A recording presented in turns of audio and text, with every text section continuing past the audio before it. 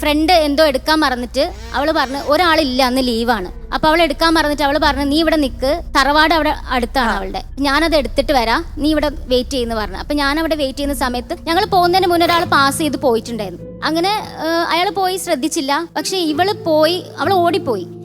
കുറച്ച് കഴിഞ്ഞപ്പം ഈ പോയ ആള് തിരിച്ചു വരികയാണ്. അപ്പൊ ഞാൻ അവിടെ തന്നെ നിൽക്കുകയാണ്. അപ്പൊ അവര് തിരിച്ചു വരുമ്പോ അപ്പോഴും ഞാൻ അത് എന്താണെന്നൊന്നും ശ്രദ്ധിച്ചില്ല. പിന്നെ അയാൾ ചെയ്യുന്നത് അയാൾ പാന്റിന്റെ സിബ് അഴിക്കുകയാണ്. അപ്പൊ എനിക്ക് എന്തോ ഒരു പന്തികേട് തോന്നി.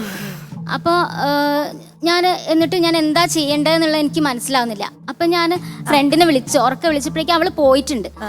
അപ്പം എനിക്ക് തോന്നി ഞാൻ തിരിഞ്ഞ് നടക്കട്ടെ, ഞാനൊന്ന് അവളെ വീട്ടിലേക്ക് പോട്ടെ, എനിക്കിവിടെ നിന്നാൽ ശരിയാവില്ല തോന്നി. അപ്പം അയാൾ ഇങ്ങനെ തിരിച്ചു വരാം. മെല്ലെ നടന്ന് ഞാൻ തിരിഞ്ഞ് നടന്ന് ഞാൻ സ്പീഡ് കൂട്ടി നടന്നപ്പോൾ അയാൾ പിന്നിൽ സ്പീഡ് കൂട്ടി നടക്കാൻ തുടങ്ങി. ഞാൻ ഓടി, അയാൾ ഓടി പിന്നാലെ ഓടി വന്നപ്പോൾ എനിക്ക് ഒച്ച ഇടുന്നുണ്ട് ഞാൻ, പക്ഷെ എനിക്ക് ഒച്ച പുറത്തേക്ക് വരുന്നുണ്ടോ എന്ന് എനിക്ക് അറിയുന്നില്ല. അപ്പം ഓടുന്ന സമയത്ത് അവിടെ ഒരു അമ്പലത്തിലേക്ക് എത്തുന്ന വഴിയുണ്ട്. അത് നമ്മൾ ഈ സർപ്പക്കാവൊക്കെ അല്ലേ, ആ വഴി കൂടെ പോയാൽ അവളെ തറവാട്ടിലേക്ക് വേഗം എത്താം.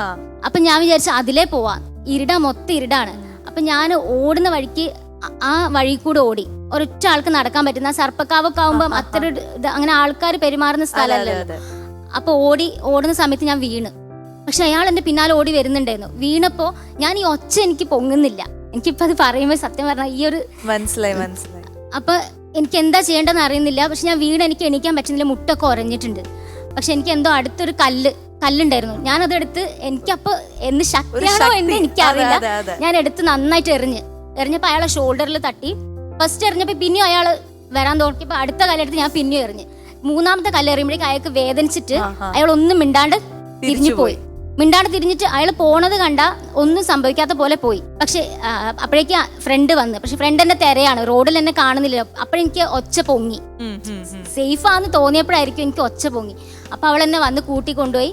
അങ്ങനെ ഞങ്ങൾ നേരെ ട്യൂഷൻ ക്ലാസ്സിൽ പോയി. അവിടെ സാർമാരോടൊക്കെ പറഞ്ഞു. അപ്പൊ അന്ന് ഫോണൊന്നും ഇല്ലല്ലോ പറയാനൊന്നും. അപ്പോൾ സാർമാർ ചോദിച്ചു എന്താ ലേറ്റ് ആയത് ചോദിച്ചപ്പോൾ കാര്യങ്ങളൊക്കെ പറഞ്ഞു.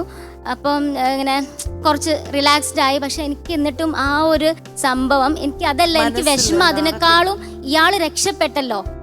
ഇങ്ങനെ ഒരു ക്രൈം ചെയ്യുന്ന ആൾക്കാർ ഇത്രയും ചെയ്തിട്ട് ഇവർക്ക് ഇങ്ങനെ രക്ഷപ്പെടാണല്ലോ എന്നാണ് ഉള്ളിൽ മൈൻഡിൽ.